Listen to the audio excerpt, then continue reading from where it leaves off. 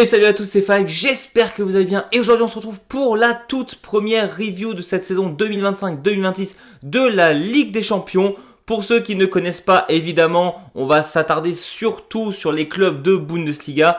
Et c'est seulement en fin de vidéo où je vous donnerai aussi de manière pêle-mêle les choses qui m'ont marqué lors de cette toute première journée. Et pour le coup, on a pas mal de choses à raconter vu qu'on a 4 clubs allemands qui sont qualifiés cette année pour la Ligue des Champions. Et la première chose qu'on peut dire, c'est qu'on a 4 matchs, 0 défaite. C'est une super entame de Ligue des Champions. Et on va commencer comme à mon habitude dans l'ordre chronologique. Et le tout premier match de Ligue des Champions d'un club allemand qu'on a eu cette semaine, c'était le Borussia Dortmund qui est parti jouer à Turin le mardi soir. Bon, je pense qu'on va laisser la première mi-temps de côté. Première mi-temps 0-0. On rappelle que le match s'est terminé 4 partout. C'est-à-dire que le Borussia Dortmund a réussi à marquer 4 buts à Turin, mais qu'ils ont réussi aussi à s'en prendre 4, et c'est ça le problème. Parce que sincèrement, lorsqu'on regarde juste le score final, on peut se dire que c'était tout simplement un match de dingue. Et pour le coup, c'était le cas. Le Borussia Dortmund qui arrive à jouer match nul à Turin en soi, est-ce que c'est un mauvais score ? Moi, je pense pas, surtout que la Juve, actuellement, ils sont plutôt en forme en Serie A et le Borussia Dortmund aussi. D'ailleurs, je crois que c'était les deux deuxièmes qui s'affrontaient. Donc, finalement, quand on regarde le score, on se dit que le Borussia Dortmund a réussi à récupérer un point à Turin en se prenant 4 buts. Sauf que quand on regarde le match, on peut être ultra frustré. Et pour le coup, le Borussia Dortmund, j'ai vraiment l'impression que c'est l'archétype même du club allemand. C'est-à-dire que l'attaque est absolument dingue et la défense aussi, mais dans l'autre sens. Parce que techniquement parlant, le 3-4-2-1 que Niko Kovac a mis en place, où on a vraiment Guirassy en pointe, un peu en retrait, Maxi Baya et Adeyemi, Nmecha qui va plus être un milieu offensif, là où Zabitsa va être un peu plus défensif, je trouve qu'il fonctionne plutôt bien en attaque, c'est clair et net. Le Borussia Dortmund arrive toujours à trouver un surnombre grâce aux latéraux qui montent absolument tout le temps sur le terrain, c'est-à-dire que Jan Couto et Svensson, on les retrouve tout le temps en attaque. Donc ce surnombre de 6 à 7 joueurs en attaque pour le BVB, couplé à ça la rapidité d'un Nmecha, d'un Adeyemi, bah franchement oui, tu trouves le fond des filets, surtout quand tu as Guirassy qui est absolument létal devant les buts. Mais ça, c'était sans compter que le Borussia Dortmund nous a mis 4 buts, 4 buteurs différents, sans un seul but de Guirassy. Et ça montre la variété de cette attaque du Borussia Dortmund qui me semble vraiment très forte et qui même en Bundesliga va faire très mal cette saison. Il n'y a que à regarder le premier but de Adeyemi et celui de Nmecha qui sont tout simplement d'une classe mondiale. D'ailleurs Adeyemi pour marquer des buts absolument fous en Ligue des Champions, il est toujours présent, mais on a quand même Yildiz pour moi qui marque le plus beau but, en tout cas le tout premier but de la Juve. Il est absolument incroyable. Et donc Dortmund, après avoir vraiment dominé cette défense de la Juve qui ne savait pas quoi faire face à ce surnombre tout le temps qu'il y avait en attaque, cette rapidité, Dortmund qui a mené 1-0, puis 2-1, puis 3-2, puis 4-2 à la 86e minute, arrive à nous choquer ça de manière absolument phénoménale. Que tu prennes le 4-3 à la limite à la 94e en fin de match alors qu'il y a 6 minutes de temps additionnel, ça peut arriver, surtout que forcément Turin essayait absolument de recoller au score. Mais qui recolle au score à la 96e, ça ne doit absolument jamais arriver et encore moins de cette manière. Oui, forcément, Turin essaie de te mettre une pression dingue. Et d'ailleurs, si on peut taper un peu sur les doigts des joueurs de Dortmund, techniquement, ils auraient pu même mener 5-2. À un moment donné, on a un joueur que je ne citerai pas qui rate son 1v1 face au gardien parce qu'il se prend les pieds tout seul dans le ballon. Et les 2 buts que la Juve marque dans le temps additionnel, c'est 2 cadeaux du Borussia Dortmund. Et tu ne peux pas espérer aller plus loin en Ligue des Champions lorsque tu joues une équipe comme la Juve qui est quand même historiquement un club absolument dingue en Europe et que tu lui fais 2 cadeaux pareils. Ce n'est absolument pas possible. Donc oui, le BVB techniquement cherche un point, mais ça a vraiment un arrière-goût de défaite. Surtout que je pense qu'on laisse encore 2 minutes de temps additionnel, Dortmund perd ce match. Et ce qui m'énerve, c'est toujours et encore la mentalité derrière où on a quand même Niko Kovac qui va te dire en conférence de presse que finalement match nul contre Turin, c'est pas si mal. Alors que tu menais 4-2 à la 93e minute.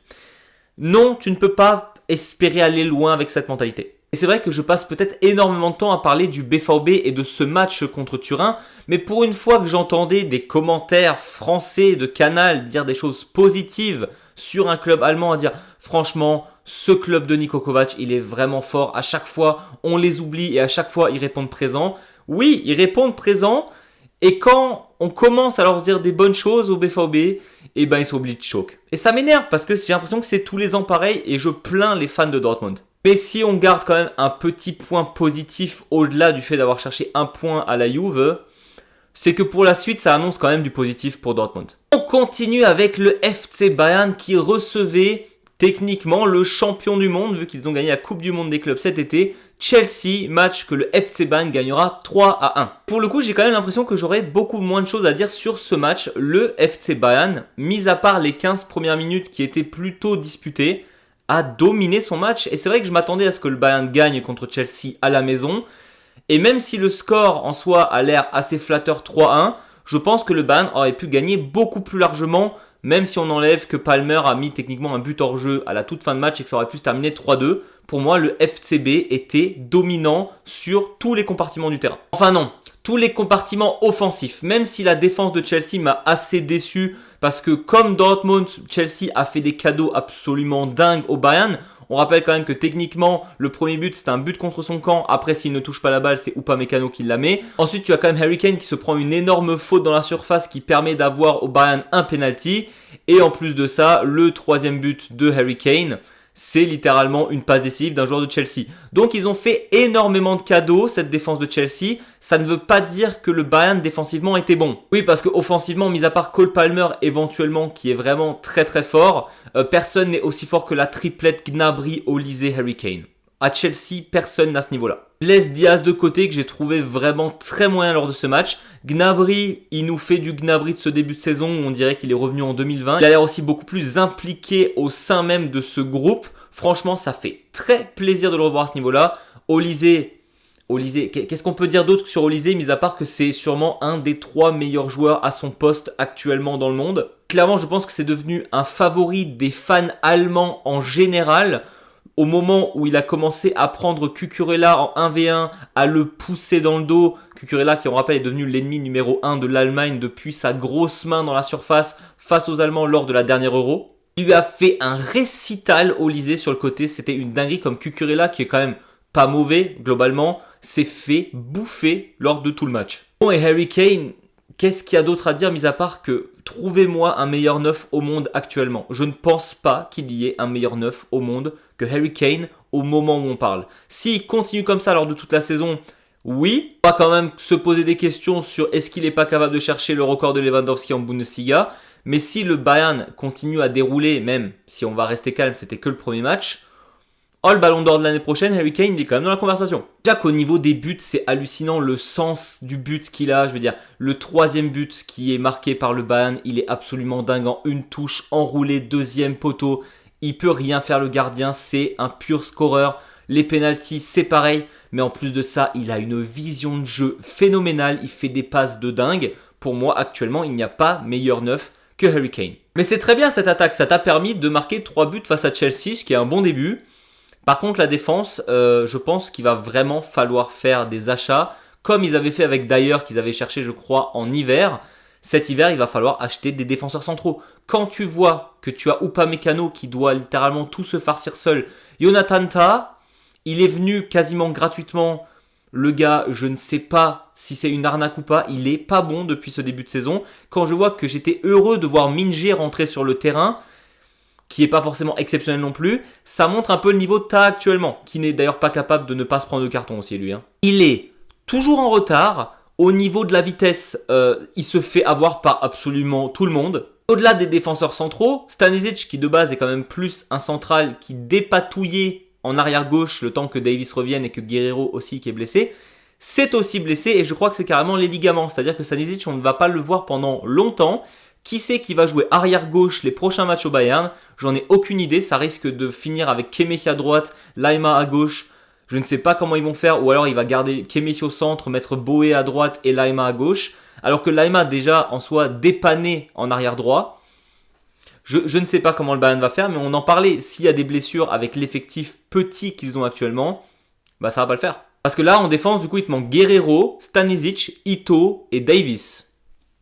Ça commence à faire beaucoup. En tout cas, très heureux de voir le FC Bayern aussi dominant en Ligue des Champions et pas que en Bundesliga. Ça montre bien que le FCB, ils sont chauds patates en ce début de saison. Prochain match, ils le font à Papos, je crois que ça se prononce comme ça. Et il faudra vraiment le gagner avec la manière. Jeudi dans la soirée, on a aussi le Bayer Leverkusen qui s'est déplacé à Copenhague. Et d'ailleurs, je ne sais pas ce que vous en pensez, mais j'ai toujours un peu de mal avec la Ligue des Champions le jeudi soir. Vraiment, ça m'a fait bizarre. Match sûrement le plus décevant des 4 clubs allemands, Leverkusen qui ne fera que 2-2 à Copenhague, sachant que Copenhague menait 2-0, donc techniquement ils sont revenus, mais sur le match en entier, je pense sincèrement que Leverkusen n'aurait pas mérité de marquer ses 2 buts. On va dire que dans ce club, heureusement que Grimaldo est resté, parce que sans lui actuellement il n'y aurait plus d'identité à Leverkusen, j'ai l'impression. Je veux dire, de base c'est censé être un arrière gauche, il marque à chaque match. Et sans Grimaldo, ce club de Leverkusen, vraiment quand on le regarde jouer comme ça,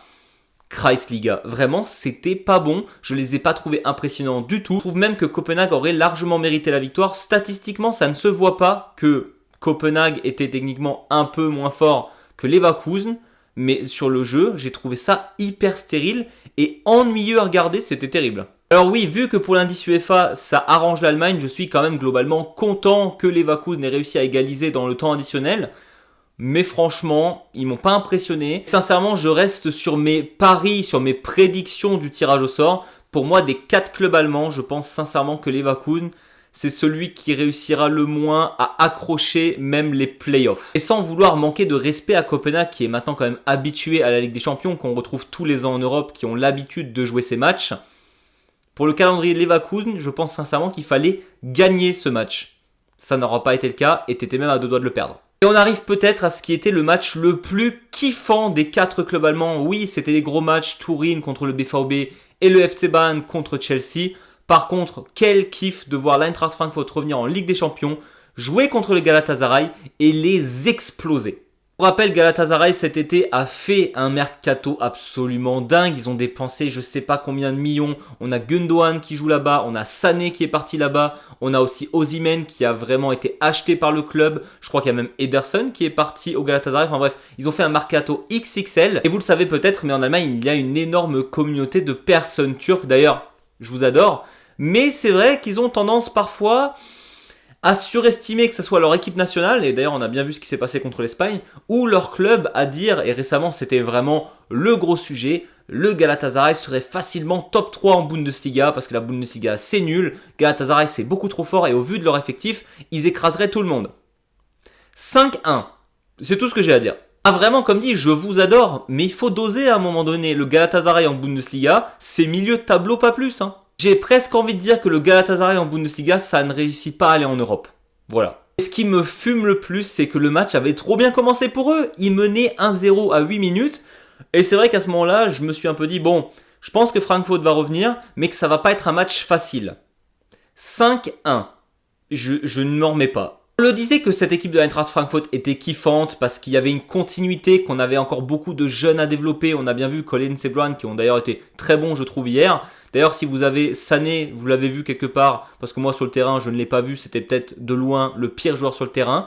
Je sais pas ce qu'il nous fait, Leroy, mais il était exécrablement nul. Très content aussi de voir Burkhardt qui peut enfin rejouer avec cette équipe de Francfort. Et c'est vrai que l'attaque avec Doan, Knauf, Burkhardt est folle. Et je pense qu'il faut quand même qu'on donne ses fleurs à Uzun, qui nous fait un début de saison phénoménal. Ça ne m'étonnerait pas qu'il soit même dans la conversation des meilleurs joueurs de Bundesliga de ce mois-ci. Même si ça sera Harry Kane, il sera au moins dans la discussion. J'aime énormément vraiment ce que nous fait l'Eintracht Francfort, que ce soit l'équilibre en attaque où on voit qu'il y a un vrai collectif qui a été mis en place. En défense, c'est très fort. Vraiment, cette équipe de l'Eintracht, il faudra la surveiller pour la suite. Et même en Ligue des Champions, je suis étonnamment devenu confiant après ce match contre le Galatasaray. Après, comme dit, c'était seulement le premier match et il y a des gros adversaires qui les attendent encore. Et va vraiment falloir que je m'achète enfin ce maillot de Francfort parce que là, j'ai tous les Champions Leagueistes, mais j'ai pas Francfort.